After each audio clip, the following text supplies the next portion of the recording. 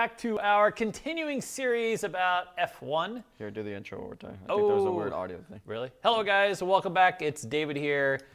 And I guess it's sort of David's Vegas, or I don't even know what the hell we call this podcast anymore. But it's me. Called David's Vegas. And we're going to pass on some very cool information today. Yes, thanks for joining us. It's going to be a little bit about F1. It's going to be more about F1. Okay. So, first I want to first say I'm a fan of F1 as a sporting event, all right, before we get into the rest of it, because really it comes down to Vegas. A lot of it's just accountability in Vegas. We're going to talk about how Vegas works. And there is a casino into this. There's a casino slant to this, because after all, that's how we're connected to the casino business. So welcome back. We're going to get right to it. At the end, those of you that are with us and have been with us, we're going to talk about some of the things that have upcoming. We have some news for you guys that are going to be part of the casino training center, this kind of thing. We'll share some information about that. But for now, we're going to get right to it, and we're going to talk about F1. So as you may have known, F1 is coming back to Vegas, and we are already in. I would say lots of anxiety is coming across. We've already talked to a number of dealers who are looking for other jobs. So the F1 disaster, or the debacle that became F1, was so hard on many dealers that they're trying to get away from the casinos that are in the path of F1 right now. And legitimately, this is a thing. And so even though F1 has moved on and has been doing other events, but the fact that they're coming back, throughout these last, this whole year, no one's forgotten what happened and what may happen again. So we came across a whole bunch of news. I have quite a bit of news to share with you, and some insight onto the race and what happened here in Vegas. I'm about to share that with you. That's the whole F1 thing exposed. Let's get to it. Okay, so I want to start with this. For many of you that know us, we have this relationship with Ellis Island. And by the way, that relationship is not sponsored. They don't pay us a dime. We have the relationship with Ellis Island because it's a very affordable casino. It's affordable casino. They have low table limits, $5 and $10 tables. They have some great slots there. It's a really wonderful place. They have great barbecue. They're absolutely famous for barbecue. They have their own brewery. It just checks off all the boxes. So if you're on the Strip and you're looking for someplace very close, it's right behind what would be the Horseshoe. Batista's Hole in the Wall is down there. It's Koval, Flamingo. It's Koval and Harmon. It's just a fantastic casino. And so we've loved it for many, many years. I have some stories of me interacting with them many years ago. And there came a time when I got invited, me and Alex actually got invited to sit down and talk with the Ellis sisters. We have yet to meet Gary Ellis, who's my new hero, just so you know. But we got to meet the Ellis sisters. And one of the very first questions I had was, and this wasn't too long ago, just a couple of years ago, was how can you possibly have $5 and $10 tables? Go ahead. He didn't say Epstein Island. He said Ellis Island. Ellis, not Epstein Island. Did I say that? I don't know if you said that, but someone sent that in Ellis the comments. Ellis Island, not Epstein Island. My God, man. So anyway, so I got to sit down with the Ellis sisters, and they're very incredibly intelligent, very articulate, as you can imagine. They basically run the casino, right? They've taken over for the day-to-day from their father, who's Gary Ellis, who famously started Ellis Island many, many years ago, by the way. And Ellis Island is going through this whole transformation. They're increasing the footprint of their casino. They've really become quite the destination, and I hope that we have contributed to that. And I'll tell you a little bit more about that as we go. But so we're sitting down with the sisters. The first thing I ask is, because I'm David, and we get right to it. How is it you have $5 and $10 games? All the casinos are $15, $25, and this was at the height of just ridiculous. If you guys were here in Vegas like 2 years ago, coming out of COVID, $25, $50 tables, $100 games, it was just crazy how expensive everything got very quickly as far as gaming. And the biggest gripe we had with our player base and fans or player base was just how high these table minimums had become, right? And of course, here's Ellis Island just rolling along with their $5 and $10 game. Made no sense. And she tells me, she literally, the first thing out of her mouth is, it's a culture of a thing. And I had never heard someone who is like, this is the daughter, this is the owner of the casino telling me it's about the culture. How do you say that? I thought casinos are about profit. I thought it's about, I never heard anyone, a casino operator, tell me it's about a culture, because culture doesn't always make you money, right? Like, isn't it about, how the squeeze, how to play the middle? It was literally about a culture. And she went on to talk about how her dad had sort of established this haven of an entity. Like they still do everything a bit old school. It's like if you go to the restaurant, the cafe there, it still feels like an old school cafe. The whole experience is very grounded. It's very sociable. A lot of different people, a lot of different, walks of life kind of thing. And you walk in there instantly knowing that's a thing. Now, it used to not be. Let's just say it was a sort of a lower tier presence, and it's evolved quickly. They've been remodeling the place. The floors are really nice. Even the parking garage has been upgraded. The elevators have been improved. They're improving their footprint. So they're now investing money and making that place, I think, a more. I don't think it'll ever be a glamorous destination. I don't think that's the goal, but I do think that they want to make it something where everybody will enjoy coming and spending their time and being part of it. But anyway, so we at Casino Quest specifically. We've been giving out coupons to, they drop off coupons at our front desk, and if you want to go and play there, we give you a coupon to go. If you sign up at the player's card, you get a player's card, you get a free beer, that kind of thing. And we made this connection literally based on that conversation. I kid you not, because I have so much respect for an operator that really pays attention and is looking to, meet this other need. Let's just say it's hard enough. Vegas is no longer easy. It's not cheap anymore coming to town, right? And here's the one place where you could go and eat relatively inexpensively and go have $5 and $10 tables and not risk so much. Learn the games a little bit. You follow? So it's been a thing. So anyways, let's now talk about let's add the F1 experience. So here's what we've been dealing with as a school. I have a dealer, and I'm going to make this as germane, as organic as I possibly can. But my job is to find dealers' jobs, to train them, train casino dealers and put them in casinos that I know will, help them pay their bills, and you can have a family and a life and evolve and all the other stuff, right? And F1 created this exodus of dealers who left properties that were impacted heavily, primarily because of a couple things. One was when F1 rolled into town for all those months, it negatively impacted so many dealers, so many people that had to get to these casinos, where you were extending your daytime by hours and hours. Literally hours of your time was spent in traffic, overcoming obstacles to get to work. Even leaving work became a problem. And so guess what these dealers did? They either had to lose their job or suffer expenses because of all this obstruction that was going on. And a lot of people were trying to ask, like, how is this possibly a thing? And we'll get to that in a minute. So I have someone just this last week who's now looking for a job, is not interested in working Center Strip because he knows very specifically F1 is coming.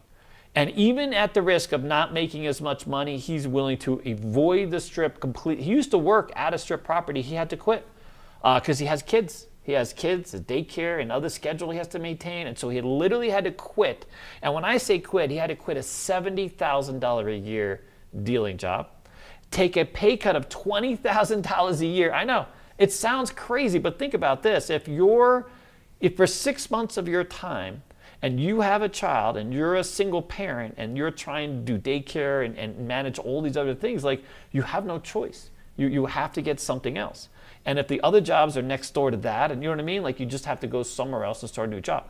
And it's just amazing the sacrifices that a lot of people, especially in the gaming community or people that were impacted in those areas, and this is where my ranting came from, I'll be honest with you.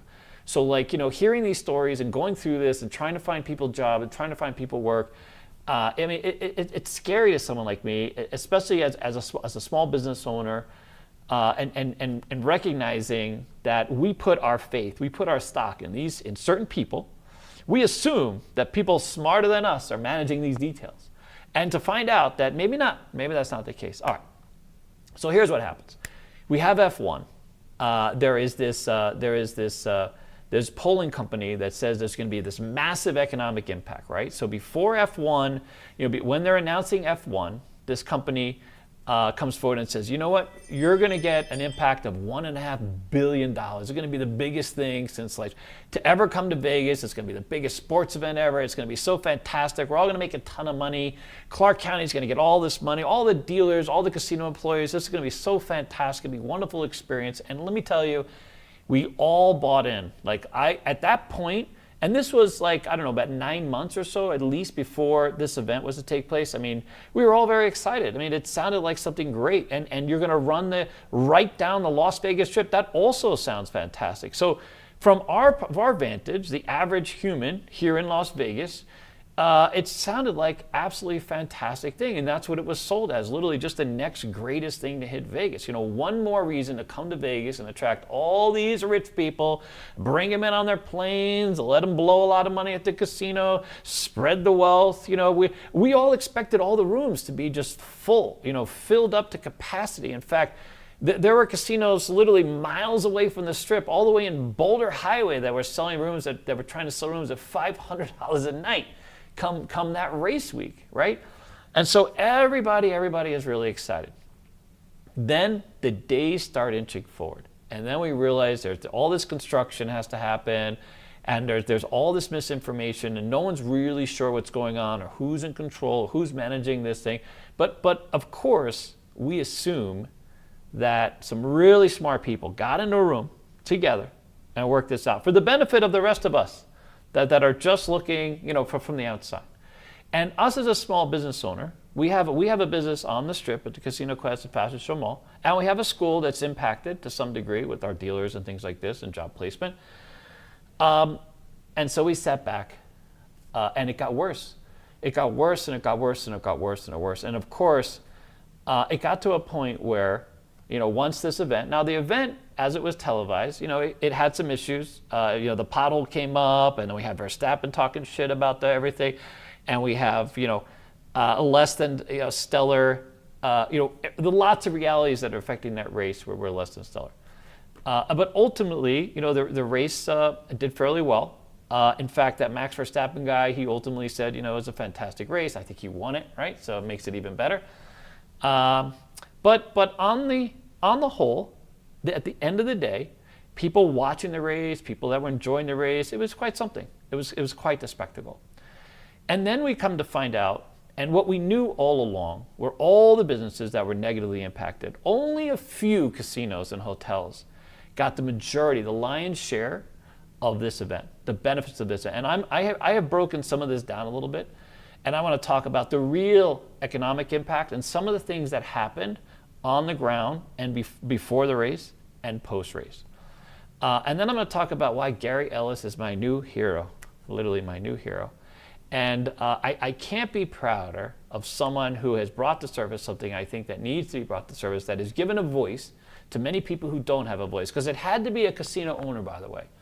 There are small businesses in that area who tried to mount a fight and sue and everything else, and they were just kind of slapped away. But now you got a casino owner with some really deep pockets, because believe it or not, Ellis Island does fairly well, even though they took a hit. They also own a whole other business here in town that does very well. And so they generate a lot of cash flow, and he's going to bring it to him, because I think you need to. Because I know a lot of people, and I've had a lot of conversations with other casino owners, by the way, who don't want to rattle the cage. This is the Las Vegas Convention and Visitors Authority. This is their play, along with the county, of course. And there's only so much. You don't want to get too much backlash, because it could really hurt and sting. You know what I mean? Meanwhile, Casino Quest has to submit pictures of parking lots for its 10 customers. You know what I'm saying? Whole parking lots, dude. We got to have permits and compliance and concessions. But if I'm Formula One and I come with $1 gajillion, I don't need any of that. We're going to forget that. We're going to pretend it doesn't happen. But check this out. So let's just talk about the race itself.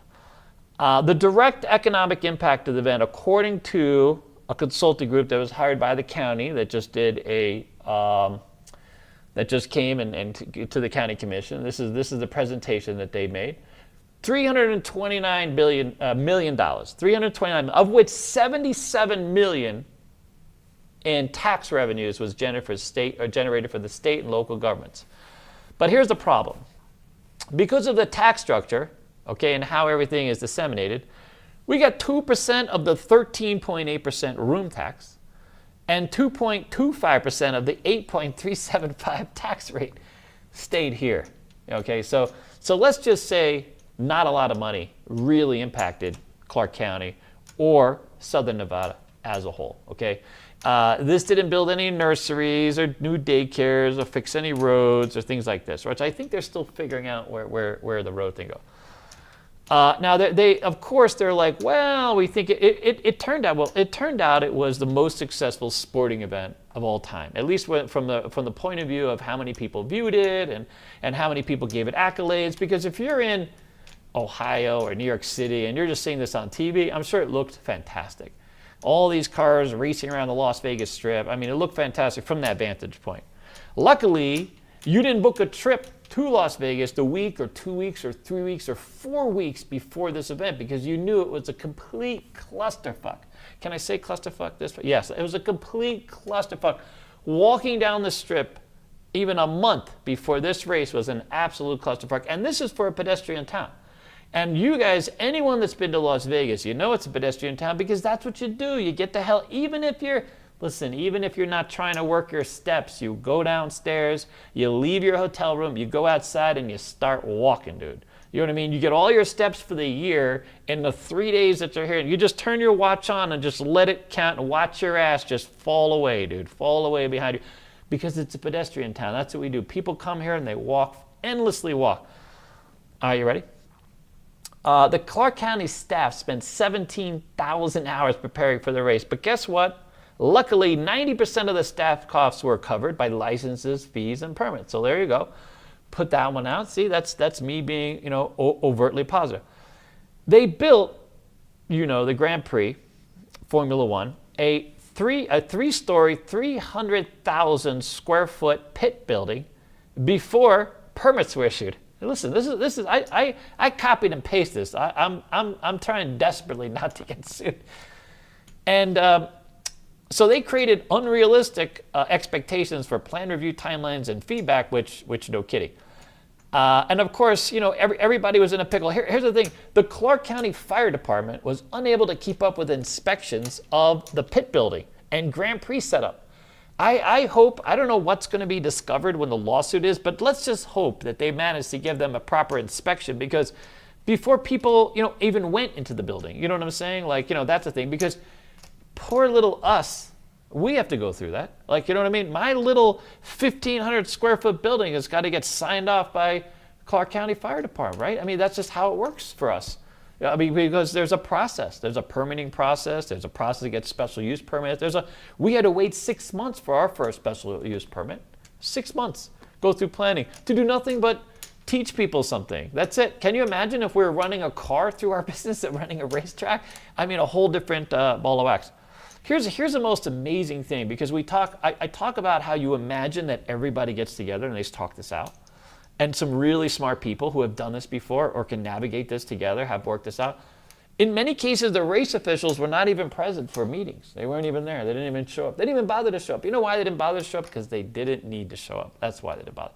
Because they knew who they were, lots of entitlement and lots of money, and they just rolled over everyone else. And you know what's funny is you hear all these commentary from Clark County commissioners, right?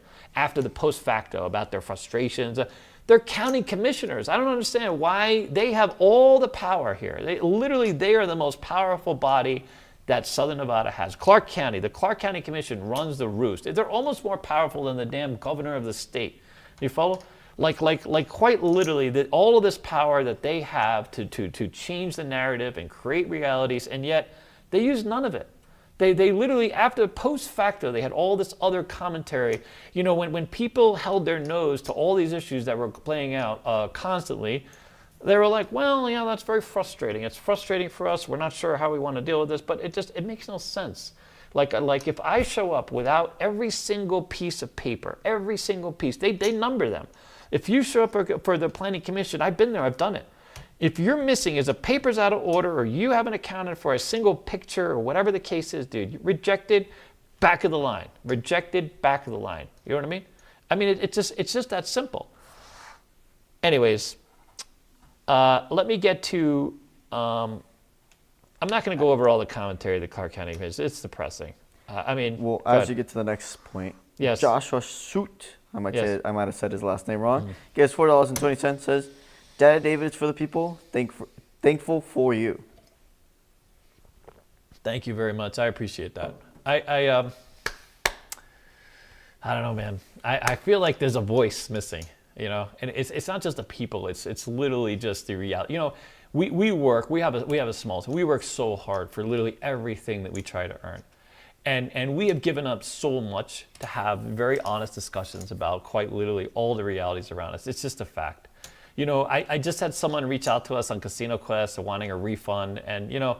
I can sit there and I can come up with all sorts of nonsense and semantics about, you know, so this is a person signed up like a year ago. It's been a while. You know what I mean? We could, you know, burn some red tape and time, but we don't. You know, we just don't, because we know that life happens and shit happens and the world falls apart. And so we go through this whole offered accommodation. And if you're wondering why I'm just doing F1, it's not just a beat up on F1. It's a spotlight on the narrative, like you know, all the things that are impacting all of us. You know, I could go on and deal with that, but here, let's get to this. Okay.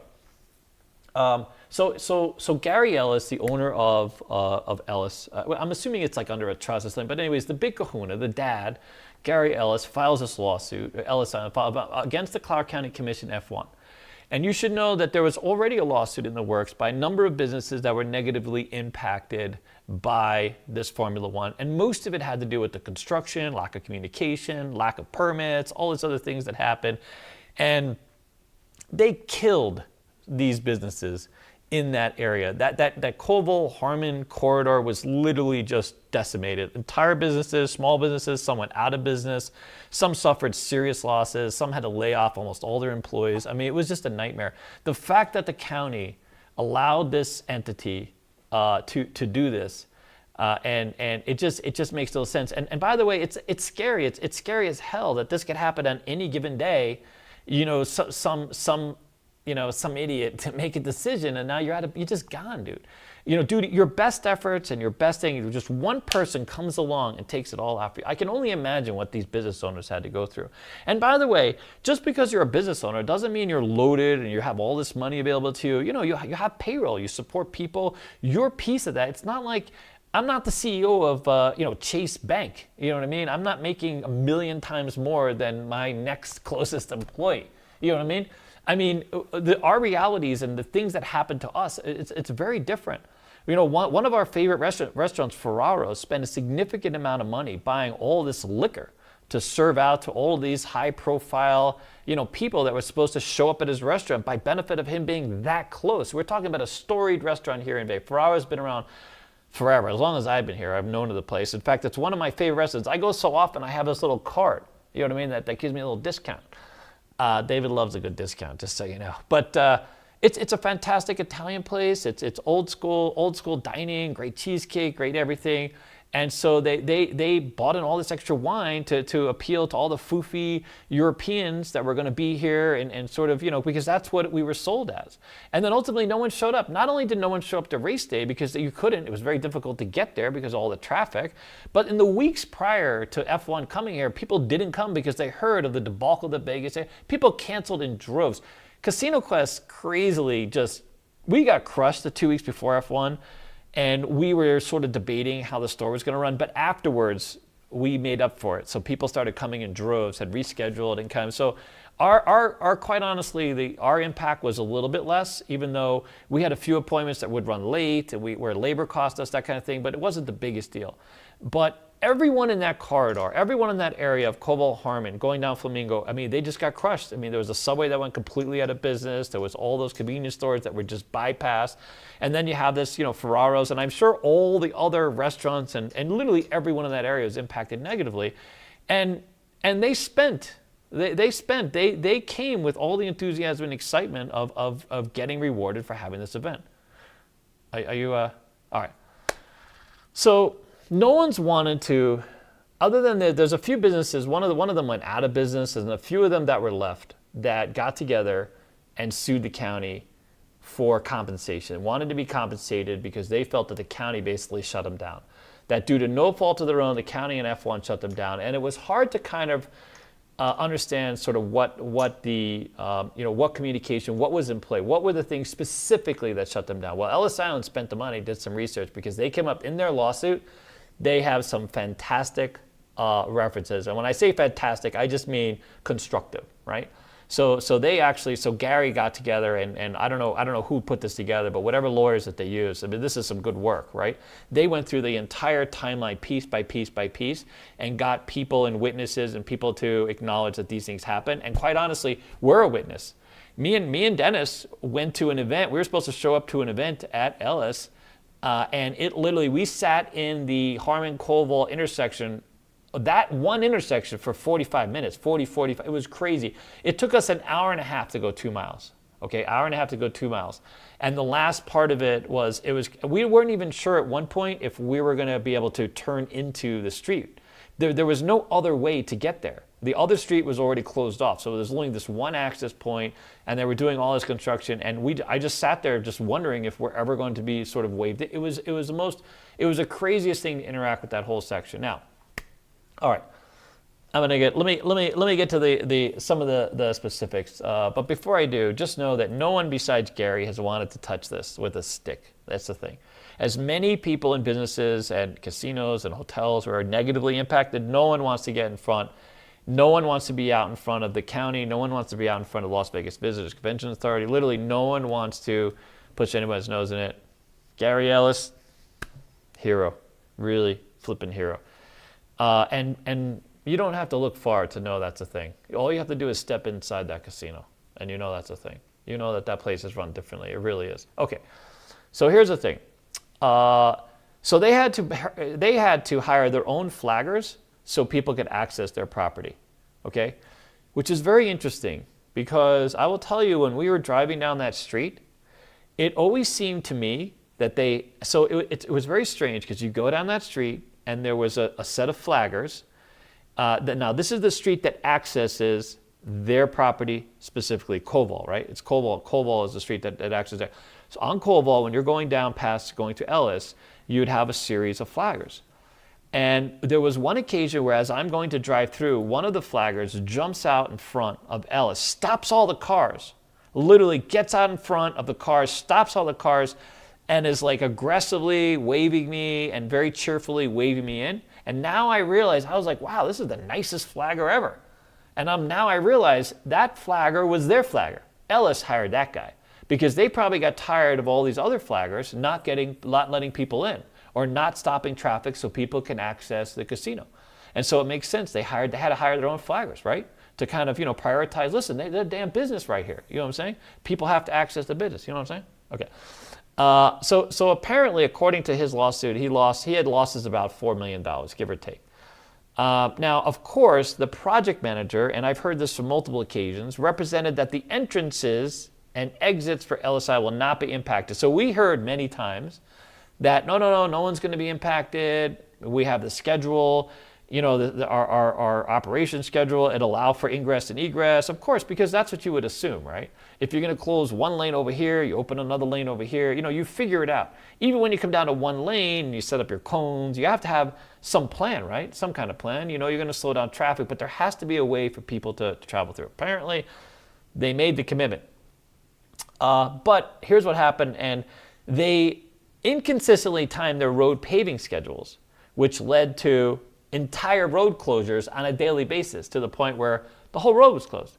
So where people were expecting to go in, or understanding that access was being allowed a certain way, then all of a sudden there's no access, they have to go somewhere else. Here's the one that is great, and you have to go through maybe if you're a lawyer, you'll understand this better, but there's something called a special use permit, and there's something called a conditional use permit.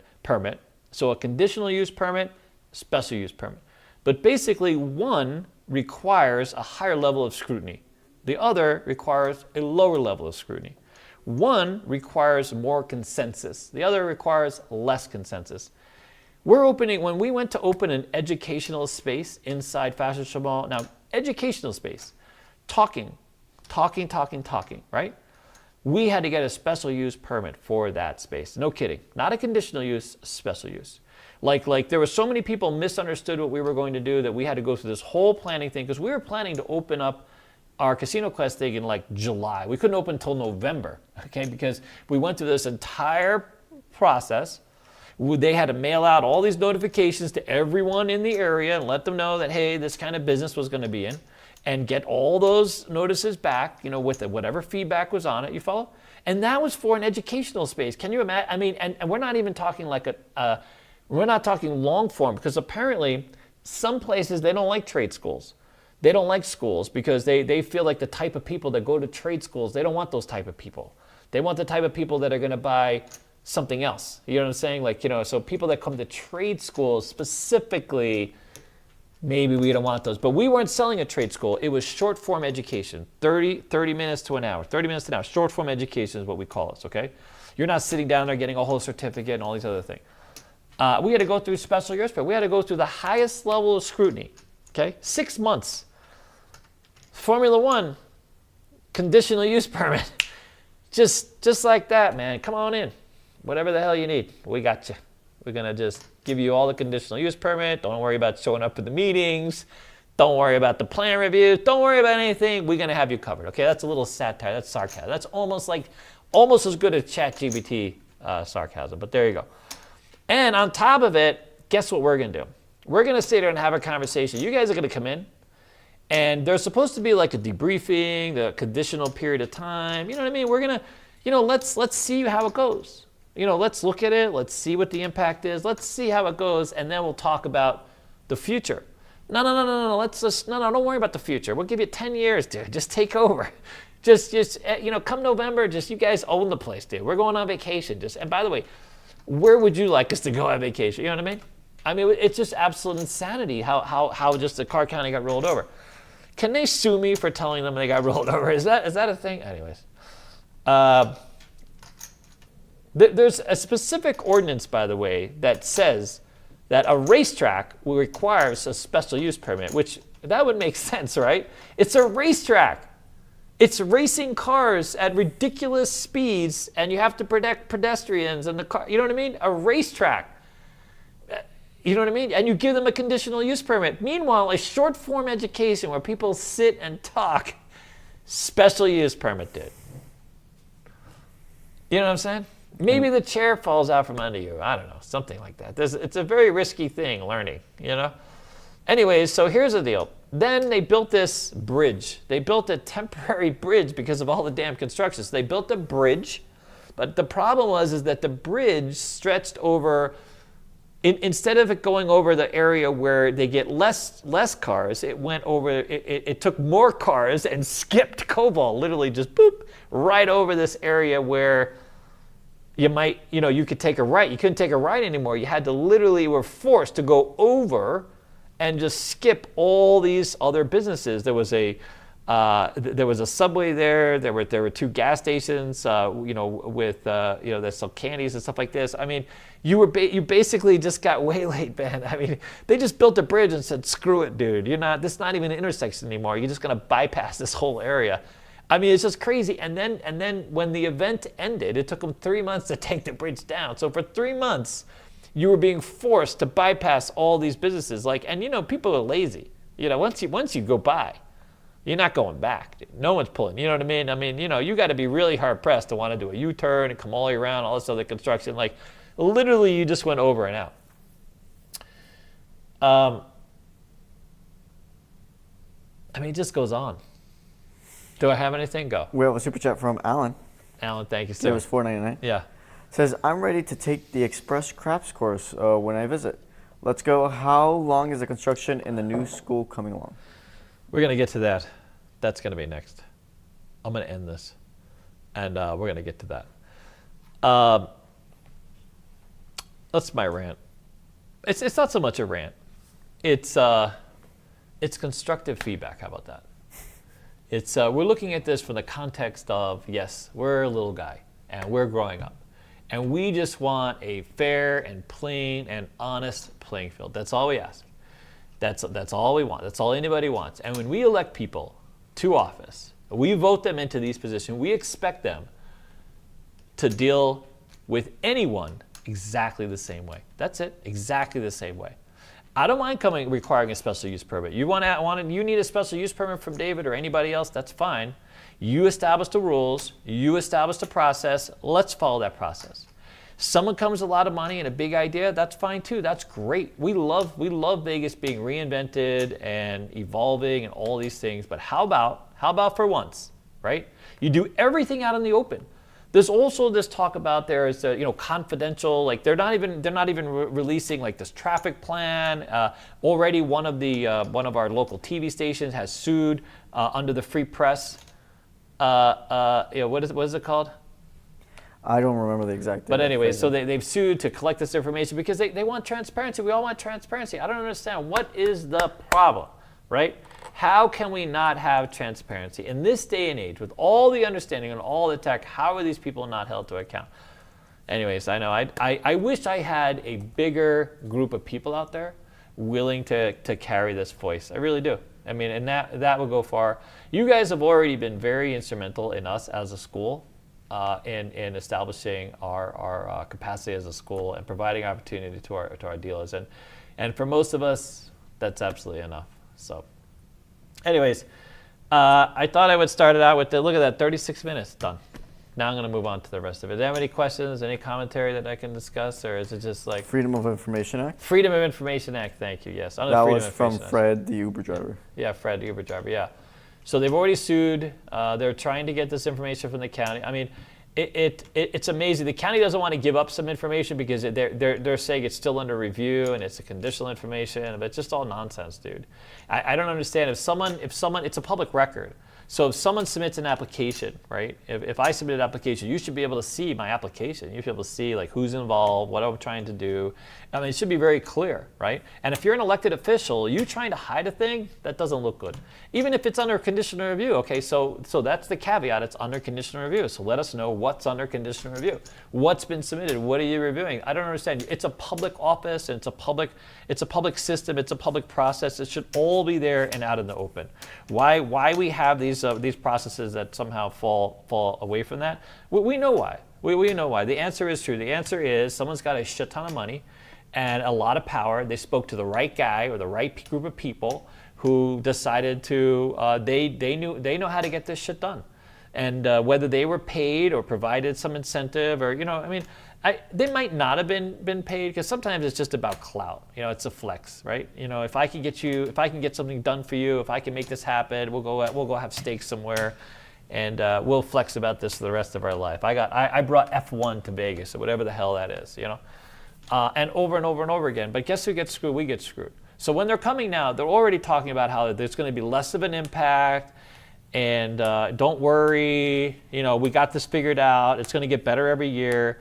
I'm not sure I don't trust anything anymore when it comes to that. I really don't. And I already have a whole bunch of dealers dealing with lots of anxiety, wanting to hit the door. What's funny is like the same casinos that were impacted negatively are all coming and asking me for dealers. And they're wondering why the dealers are exiting and because they're exiting because they don't want to deal with the traffic. The traffic alone, it's so bad. It's not so much like if you're commuting, if you're in LA and you commute 10 hours, 2 hours to work, right? You're coming down to Ventura, you've planned for that, but you're still moving and it's a 2-hour thing. Imagine you in one traffic light for an hour, like one traffic light. You look over and you see this other traffic, it's 1 hour, and then when you get there, they tell you cannot. They actually shut down Ellis for a minute. They literally, for hours, they shut down the entire access. If you worked graveyard Ellis on one night specifically, you were not allowed to access the property.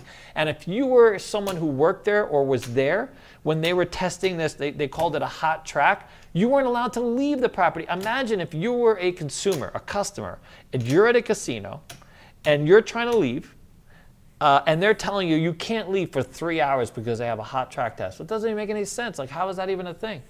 How do you not have a plan for this? How do you shut down a casino? How do you shut down a property, period? How do you stop humans from exiting? I mean, unless they're in jail or in a prison, like, you know what I'm saying? And that you're being deprived of this right. But anyways, all right. Moving on.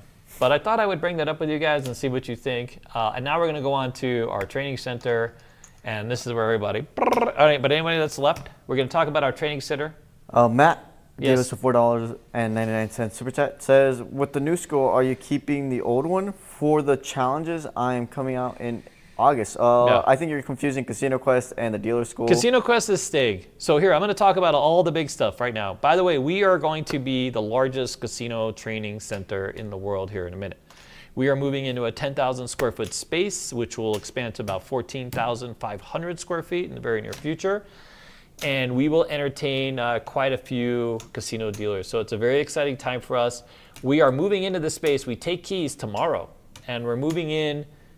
Everything's going to be moved over the weekend. So we need people to help us move. If you're out there, you want to help us move, that'd be fantastic. But it's going to be not this Friday, but next weekend, Friday, Saturday, Sunday. We are going to be moving our existing school into the new space, and there'll be no, as far as the dealers and our students are concerned, you're just going to literally go to 3100 West Sahara. So 31 West Sahara is going to be the new location for the school. And me and Dennis went out today looking at new registration desks. It's going to be a fantastic place. Now, we ran into a little bit. We were supposed to have moved in this weekend, actually. And this used to be a credit union. The building we're moving into is catty corner. It's about 1,000 feet from, or one traffic light away from Palace Station. And as you know, Station Casino is one of our absolute best partners. They've been absolute wonderful partner for us. We put a lot of our dealers, through the Station Casinos. It's a fantastic pipeline, a fantastic opportunity, and we work with many properties. By the way, we work with many properties throughout the valley. We work with many properties in other states, other countries, even.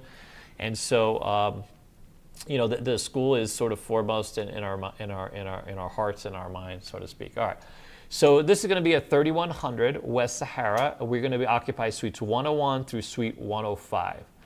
We wrap around basically the whole front first floor of the building, and there's this fantastic courtyard in the middle of this property where people can queue up, and we will have a very large space that's dedicated to table game training.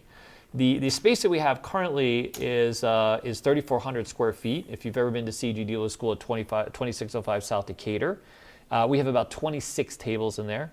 At this new space, we'll have up to 40 tables, so a significant expansion. Plus, there'll be more elbow room. We are going to have workstations and break rooms. We have 3 bathrooms in this new facility. And 3100 West Sahara is split into 3 separate sections. One section is dedicated to our students that are going through the trade school part of it. Then we have elite mastery section and what we're calling our Dealer Express courses. So those of you that are coming for Dealer Express, you are going to be kind of in another section. So you won't be in the trade school section, although you'll be able to interact with the trade school section. There's 2 doors separating you from that, so it's not a big deal. But the Player Express courses will take place in the Player Express area, which will also host our elite schools. So we have a single zero European roulette course that'll take place in there. We also have a Dice Master course that'll take place in there. That'll be on alternating days when we don't have the Dealer Express courses. And then we have a separate area that is going to be our executive offices, conference room, media room, stuff like this. And we're going to be hosting a lot, engaging a lot more entities in the future. We have another space that we're evolving now that is what we call a visual table games course. And we are tapping into a brand new market of training that will help supervisors and surveillance operators. So one of the things that a lot of you don't know is we train surveillance people on table games. And we've been doing that for quite a few years now. And not only do we train them, we place them in various casinos that are looking for surveillance operators, especially surveillance operators who know table games. It's a rare thing, strangely enough. So most often, if you want to work in surveillance, right, you don't have to know the table games. They'll hire you into surveillance, they'll train you in-house, and they make you aware of the things that are kind of the big things, right? But if you come into a surveillance, if you want to be a surveillance operator, you know table games, dude, it is literally a huge leg up. Understanding how craps works, and blackjack and all the different table games and game protection and everything else, it's really a big thing. So over the years, some casinos have actually paid us to educate or provide training directly to their surveillance operators, and we've had people who want to go into surveillance who have started at the school. Now also, if you're in our dealer school and you decide you don't want to be a dealer but you want to go to surveillance, that's an option as well. And we work with quite a few casinos. Our job placement in that regard has been damn near 100%, because as many casinos need just as many surveillance operators as they do, not just as many, but they have the demand is high. right? So there's the same level of demand, I would say. Less jobs, obviously, in surveillance. But if that's something that interests you, so we'll be adding that as a component, and we're building that out in another 4,500 square feet, and we're going to install true to life PTZs, so point and zoom cameras, and we're going to create a control room and surveillance control room, so you'll be able to learn the entire thing from the ground up. So not only will you learn the table games, you'll learn how to be a surveillance operator, and we're also adding a floor supervisor course. So those of you interested in becoming a supervisor, you can go through a supervisor course, and that will also give you legs up. And these are all things that are coming. We have a learning management system that'll play an online dealer school. I mean, it just goes on and on. It's crazy because we've been working on all this simultaneously. On top of this, we have Casino Quest. We are adding what we're calling a common area experience. So Casino Quest at Fashion Show Mall is a player education space. We are adding a new space. We're keeping the existing space. So those of you who have reservations there, that's fine. In groups, everything is fine. We're adding a brand new space at the very center of the mall, where there's, if you guys are aware of that mall, there is a Hello Kitty a place in the very center of the mall and some other kiosks and stuff. We're going to take up the very center of this mall, and we are going to provide, so I guess, services engagement, and we're going to be putting a counter, and we're going to have our Casino Quest experience literally in the center of the mall. And the plan is to duplicate these quite a bit. The plan is to create a very immersive destination for malls, these types of malls, very specifically indoor malls across the country. And we do have a plan, and we have a partner, and we have some investment that has been made, and we have our board members and founders, and all of you guys have become members, and you guys are all part of this journey. And it's absolutely fantastic. I mean,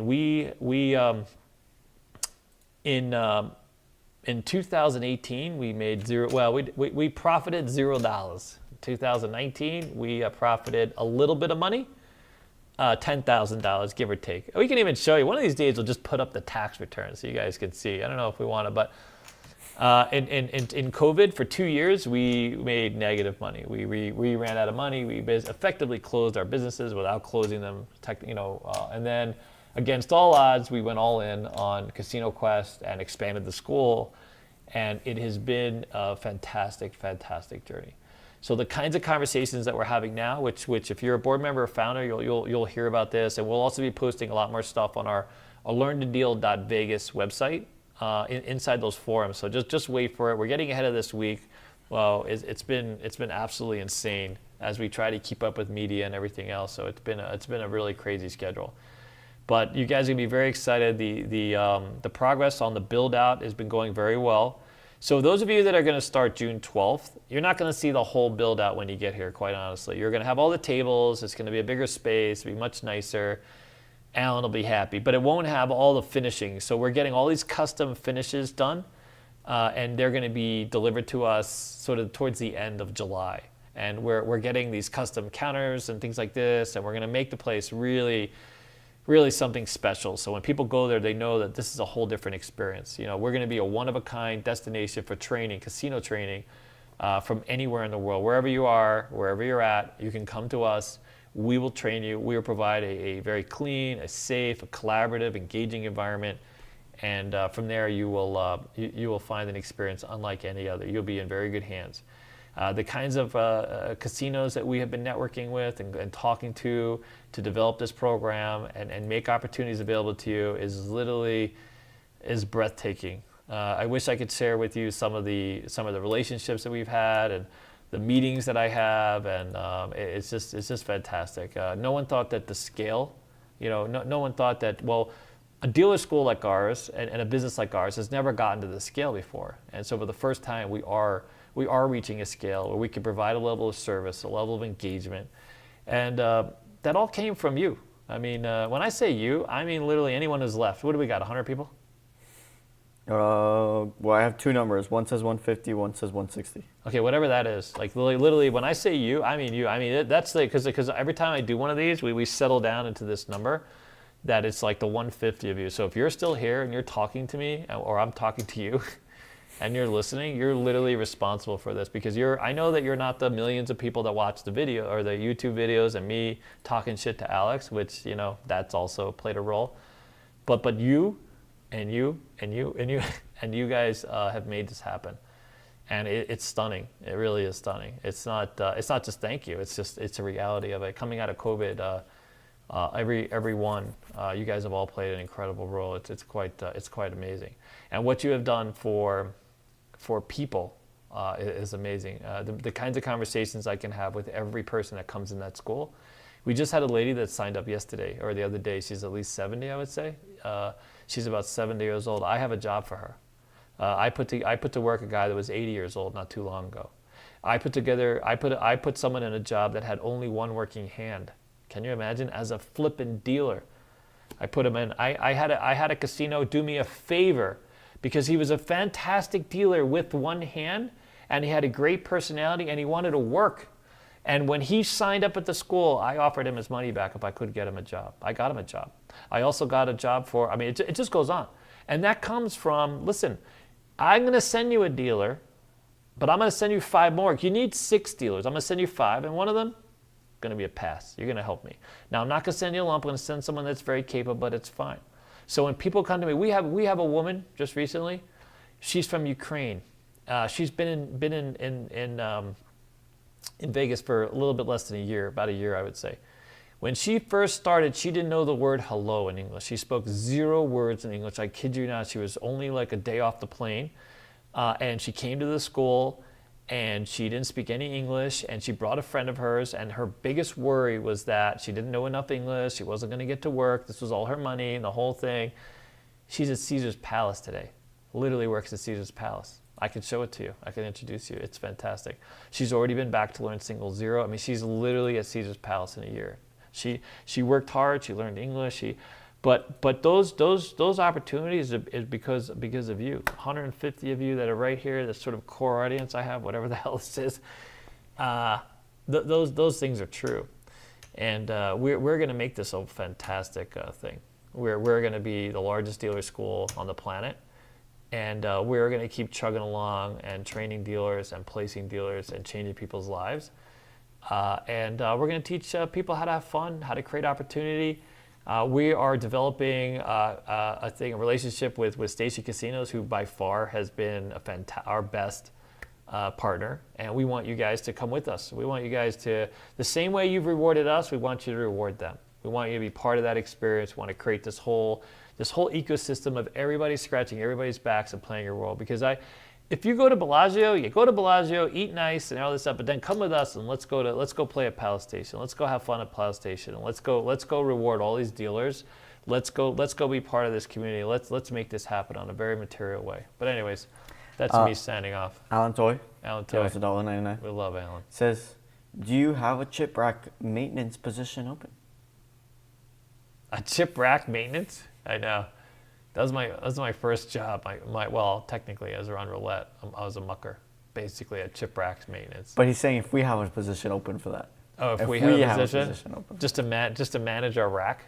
He wants to come by and just manage all the chips I might have in my rack. Alan, you're welcome to manage it for free, sir. All I need is if you're going to pay me, some of those silver coins, dude. Joseph Yes. gave us 2 super chats. He gave us one for $1, didn't say anything. I'm guessing the second one was because he wanted to say something. Oh, yeah. Joseph gave us $2 after that. Says, yeah. Will you be at the store Saturday or Sunday stopping by? Me personally, maybe. I think we have an event Saturday at 2. We have a group event. But I think so. We're scheduled to be there one of those days.